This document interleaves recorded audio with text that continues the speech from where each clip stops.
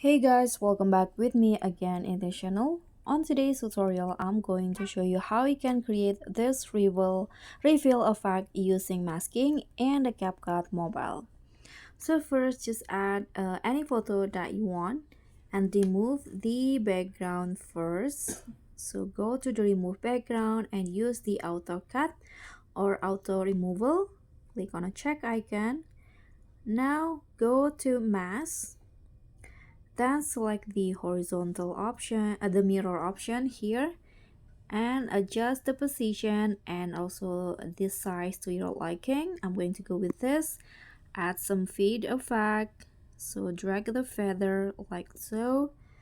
Click on a check icon or add a keyframe here at the start. Now just go to the end of the clip and make the masking bigger to have the refill effect until the image is fully refilled like this. It will create another keyframe automatically. Click on a check icon and this will be the result. If you want to make it slow, you can also add grabs. And that's all from me. Thank you so much for watching. Don't forget to like, comment, and subscribe. Also click on thanks. Bye.